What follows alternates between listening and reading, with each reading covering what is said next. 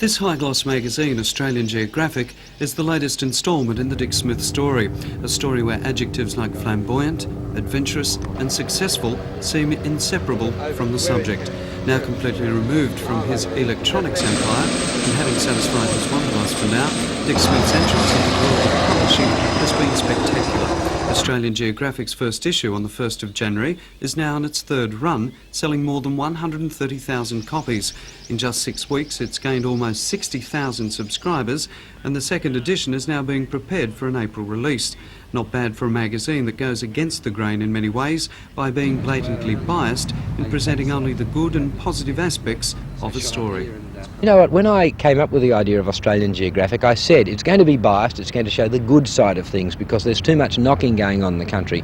Now, I was told by some very respected publishers, Dick, you've got something to learn, it will not work, people won't buy it. Well, you wouldn't believe it, we now have 59,000 subscribers, over $1.5 million has been sent in. The first issue sold out in 10 days, we reprinted it, that's now pre-sold, and we've got a third reprinting coming. So it's just been unbelievably successful.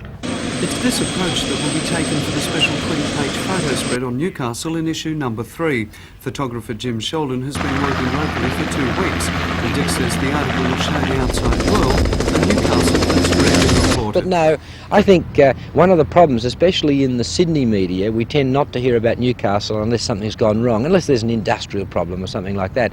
And we're showing that there's plenty of positive things about Newcastle. Now, everyone who lives here knows that, but a lot of other people don't, and so that's what we're doing. The Australian Geographic feature on Newcastle, the good side of this industrial city, will appear at the newsstands in July. And listening to Dick Smith, I'd say we're going to have to be quick to get a copy.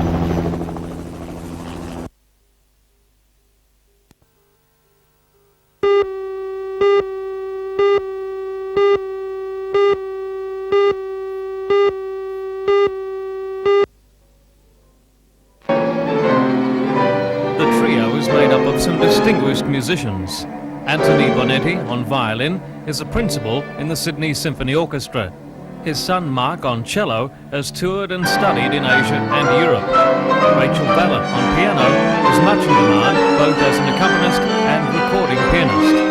The audience was made up of full-time music students at the Conservatorium and members of the public, taking the chance to stop down in the middle of a busy day and enjoy some fine music. Free concerts will be held every Thursday during first term. The idea behind it is to give our full-time students a wide knowledge of repertoire, whether they be pianists or trombonists or trumpeters or singers. We want them to hear the best artists available to us at the Conservatorium so that they get a knowledge of repertoire that they'd never get anywhere else.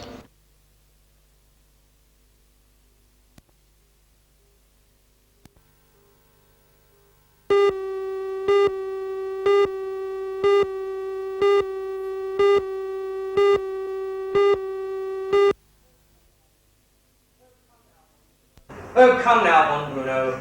Even you would give me a fighting chance. So you do be careful. Very well, Captain. Defend yourself. Stand clear, Rosemary. This may be bloody. Yes. The Repertory Club's first offering for the year is a play that won't just appeal to the serious theatre-goer. It's a farce that sends up those old melodramatic detective movies that were made in the 30s. Director Michael Blaxland believes many of the characters will be familiar to most people. I think it's got a lot of things that people either remember from their childhood, Biggles and all that type of thing, or have seen on the early black and white 50s and 60s television things. There's car chases, a whole zoo of animals in it, romance, professors being kidnapped, everything, and even Teutonic villains and that type of thing. It's quite a fun thing. Technically, it's very big as well. So it's not necessarily just for the serious theatre-goers? No, I think hopefully, technically, it'll be very good for the serious theatre-goers, but it's something very much for all the family. It's a very fast-paced show. We've got something like 8 or 9 scene changes in 10 to 20 seconds that go from cliff tops to dungeons and all that type of thing.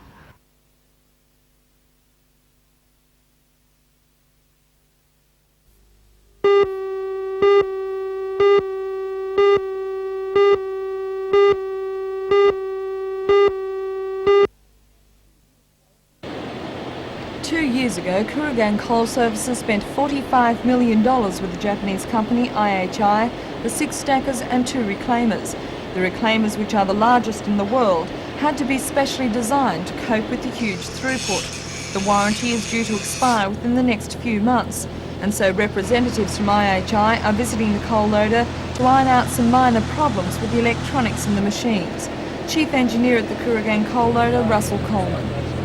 They've come today to have some discussions with us with respect to the performance of the machines because we are approaching the end of the 2-year defects liability period for the machines, and we have some minor items to discuss with them just to clarify our understanding with them of the position with respect to the machines at present.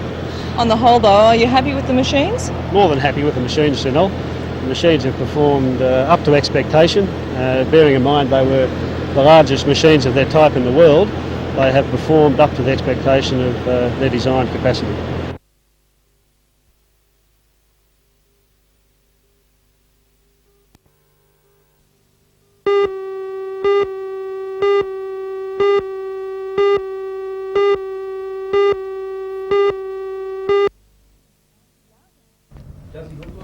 The Art Express is the cream of the 1985 high school certificate students' major artworks.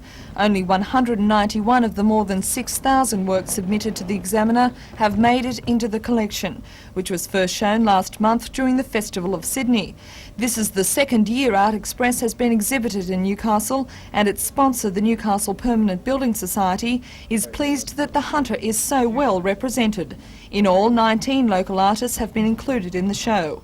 One of the artists, a former student from Lambton High, Anthony Frost, plans to study creative art at Wollongong University. He sees Art Express as a stepping stone into the world of professional art. Anthony, what does having you work in Art Express mean? It means it boosts my self-confidence, and it means that I've succeeded in something that I really enjoy doing. Just the main thing. You want to carry on with art? Oh yeah, I'd like to, if possible. Yeah. Even though it is quite a hard field to get into? Yes, it is a hard field to get into, but all I can do is try, and if I succeed, then I'll be laughing. The works will be on display on the 6th floor of the Newcastle Permanent Building in King Street for the next 2 weeks.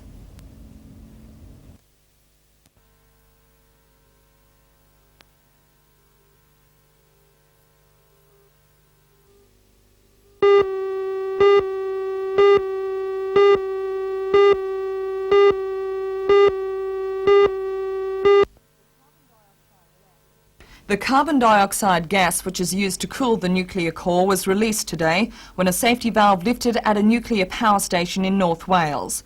A site incident alert was declared and the release was isolated within 15 minutes. The Central Electricity Generating Board says the gas is only mildly radioactive and well within authorised limits.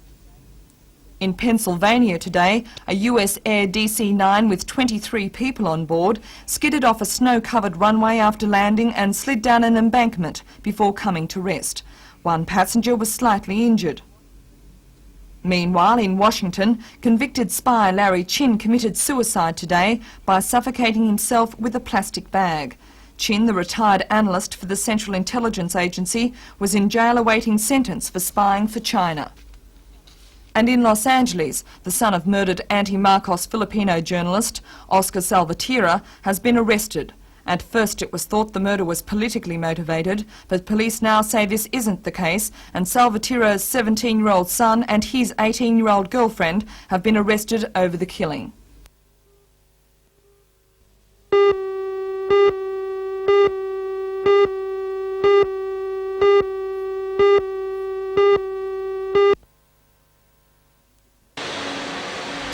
The project is the first of its kind in the Hunter region and involves the making of a personalised child's data card, complete with the necessary details and even fingerprints. Sponsored by Polaroid, 2KO and Lions International, hundreds of children lined up at the IdentiKid stand at Stockland Mall for the official opening of the project in Newcastle. At a small cost of $2, most of which will be used to buy neurosurgical equipment for children at the Martin Hospital, parents were issued with the final result. Last year, 4,000 children were reported missing in New South Wales alone. Senior Constable Bob Oliver says that the job of finding them is difficult. We feel that if we can get more people involved, it'll make our job a lot easier with up-to-date photographs of children. We won't have to, many people come in to the police station and say their child is missing, have been abducted. They have no up-to-date photographs of their children, and then it starts a long process by us to identify them children.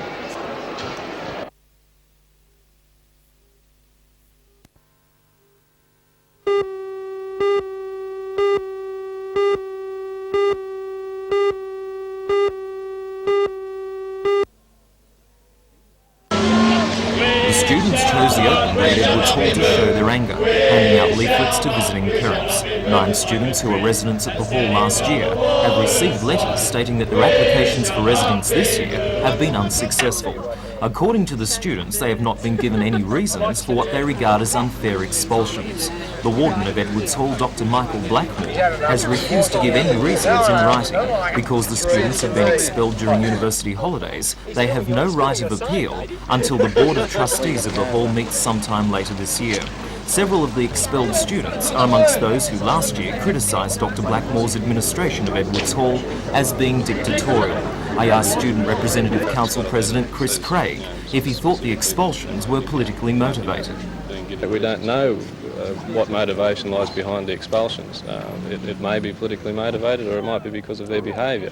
If there are valid reasons for excluding them, they have to be told what these reasons are, and they should have the right of appeal against it. It's a basic natural right.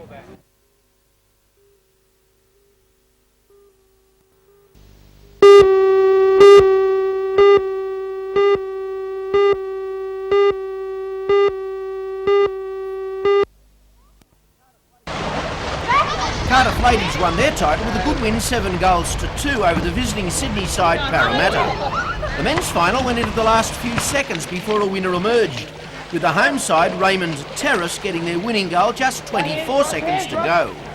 They defeated Cardiff 7-6, denying that club of the double. That could well though be a preview to the local grand final scheduled for 2 weeks' time. Newcastle's State Bank team yesterday defeated Sydney Uni 8-6 to finish the season in 7th place and shed the wooden spoon.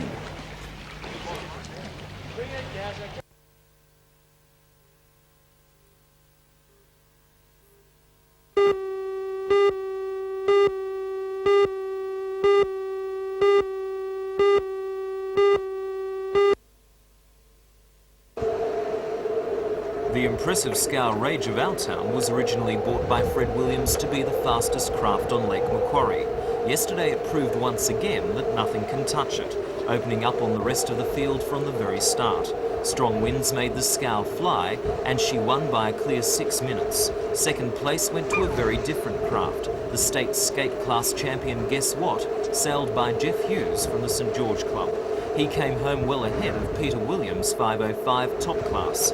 The result may well have been different if the best 505s hadn't been in Sydney fighting out the state title. Leading home the 16-footers was Newcastle Park Royal, sailed by David Anstey. But it was Rage of Our Town all the way, and it may be a long time before anyone knocks the scow off her throne.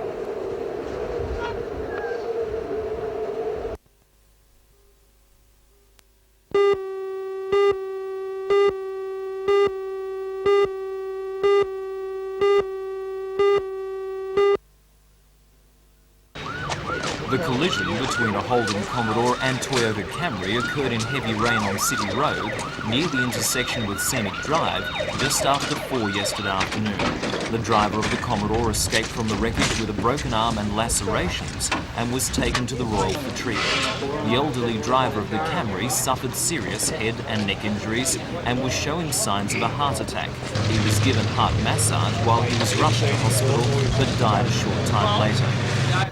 At Charlestown, a young man and a woman narrowly escaped serious injury when the car driven by the man ran off Pillarpie Street and came to rest against a backyard clothes hoist. Despite the drop, the man escaped uninjured and the woman suffered only shock and abrasions. On the Pacific Highway at Belmont North, a young man ended his Sunday drive upside down. The Ford Falcon hit a guardrail and rolled, but the man escaped without injury. It was a similar scene in Bridge Street, Waratah at 7:15 last night, where this camper van ended on its side after colliding with a car. The accident ruined a holiday for the middle-aged woman driver of the van and her mother and father. The mother was taken to hospital with a suspected broken arm, but the other two and the driver of the other car were unhurt.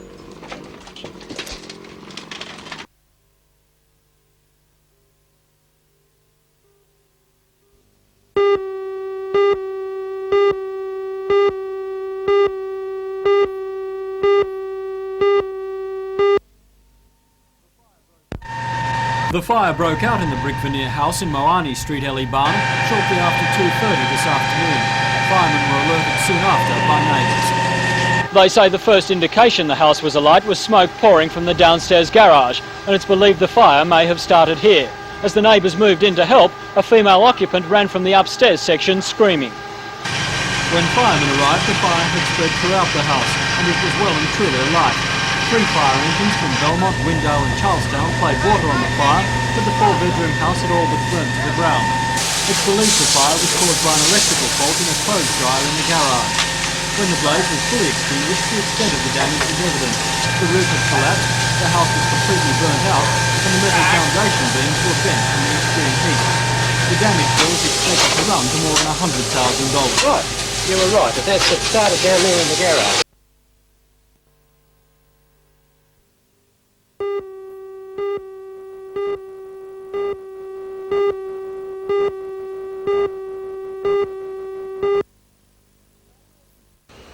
Nowhere can escape the relentless march of progress, and the rolling hills around Erina are no exception. In behind the hills, the construction continues on the $40 million Central Coast Fair, the largest single-level shopping centre in Australia, which, along with its 2,700 car parking spaces, covers an area of 48 hectares. It will employ some 1,200 people, and it's expected to gross an annual income of $100 million. A lot of its customers will come from the new Landcom developments in the area, which will house 18,000 people. With such an inundation of development in a relatively short space of time, residents are concerned that the infrastructure will be unable to handle it. Today, a crowd of more than 200 people heard from New World Properties, which is building the shopping centre, council officers, a representative from Landcom and the Department of Main Roads. Each gave reports and fielded questions about how the problems associated with such development will be solved. The seminar was the brainchild of the Gosford and District Chamber of Commerce. President of the Chamber, Les Gray. People behind the scenes knew what was going on, but the general public out there are not privy to the meetings behind closed doors, so to speak. So we felt that we should take the opportunity to use the Chamber as a forum to disseminate all the information that relates to the planning that goes into a project of this size.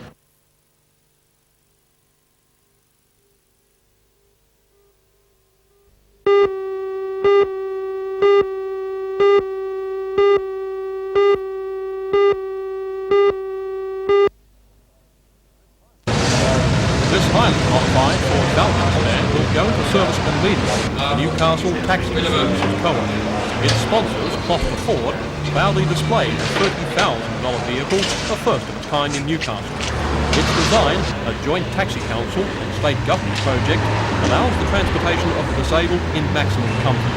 The new taxi was handed over to the manager of Taxi Services Co-op by Closter Ford Managing Director John Martin. The original vehicles used for transporting disabled passengers were converted Datsun vehicles.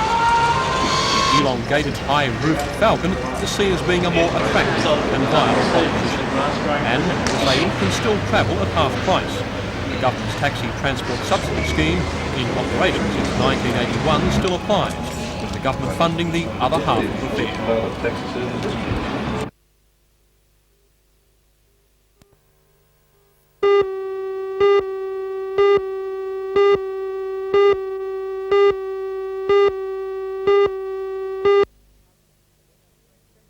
To be a threat Defending in champion place, Jack Peet and from also Newcastle joining in started this firm freight train favourite up front for the 1986 is the number crown, 91 provided he Bill takes his Chapman. place in Jack the Peet's field. gone.